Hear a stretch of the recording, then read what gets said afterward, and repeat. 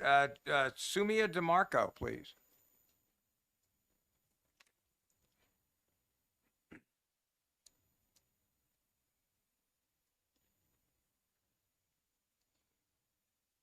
Close enough. Okay. Thank you for having me. I'm also here speaking on my daughter's behalf, but I'd like to start by sharing a couple of statistics with you. 1 out of every 6 American women have been a victim of sexual assault, and I stand here before you as one of these women, which often makes raising little girls emotionally difficult. For example, I spent the morning of my daughter's 11th birthday sobbing in the shower. I have also struggled with a desire to live and suicide attempts landing me in the ER until I became a mother. Not because of my gender identity, but because of childhood trauma and a bad combination of various depression medications and lorazepam. So I do feel deep empathy for anyone struggling with self-loathing and suicidal thoughts. I truly do. But I have a 13-year-old and a 7-year-old daughter in the Milford School District, and I have spent the last 13 years doing everything in my power to protect my girls and to do my best to ensure that they do not become a statistic. I work very hard to ensure they don't end up in a situation where they are vulnerable. So it was incredibly alarming and disheartening to learn from my middle schooler that the school is allowing an individual who was assigned male at birth that now identifies as a girl, at most times, I've been told the student is gender fluid, and a lesbian to use the girls' facilities. I say lesbian because they were caught at recess making out with their girlfriend. Even though there are unisex facilities available, the school is incredibly timid about addressing these issues with that specific demographic, and I am told that a gender non-conforming student cannot be segregated into a single stall restroom, that it makes them uncomfortable.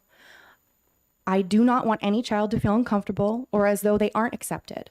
And I do support freedom of choice in most areas, and I strongly believe that your rights should not infringe on anyone else's rights or safety. The same transgender student was urinating in the girls' bathroom with the stall door open when my daughter and her friend entered the bathroom, but their complaints to the guidance office were brushed off. So I have told my daughter to use the unisex bathroom and to share this information with her friends who are also feeling uncomfortable or unsafe about the situation. And there are many. I have spoken to dozens of parents. But I'm struggling greatly with the idea that once again, I have to tell my daughter that she needs to change her behavior to protect her innocence and her modesty.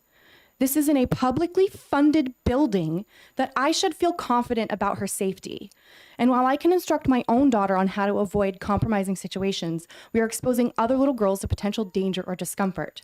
Our state needs clear guidance that addresses genitalia, not gender identity. If you have male body parts, you should utilize the male facilities or an available unisex bathroom, and vice versa. We can't expect an entire female student population to use a couple of single stall bathrooms, also shared with the teaching staff, while a small group of kids have free reign of the other facilities. Logistically, it just makes no sense at all.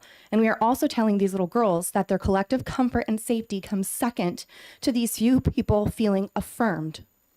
Our young girls were exposed in the locker room when this transgender individual and their friends, some who also identify as animals, came in and watched them inappropriately.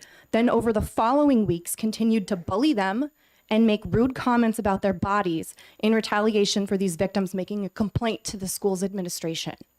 By allowing this to continue, we are telling our little girls that their bodies aren't sacred, there are no repercussions for these offenses, and we won't be doing anything to ensure their safety and comfort. Please consider the damage this is doing to our pubescent daughter's already fragile sense of self and work to put something in place that makes all of our students feel safe at school. My last thought is this: women's rights were an important topic for decades, but now women's rights are seemingly exclusive to pay gaps and abortion rights. We are being trampled in the interest of progressivism. Our feelings no longer matter. We are being told there's nothing that can be done for fear of a discrimination lawsuit from the LGBTQ+ community. So I urge this committee, please vote in support of passing this bill. Questions for this witness? Thank you very much. Seeing Thank none, you. thank you. Isis Orchard, please.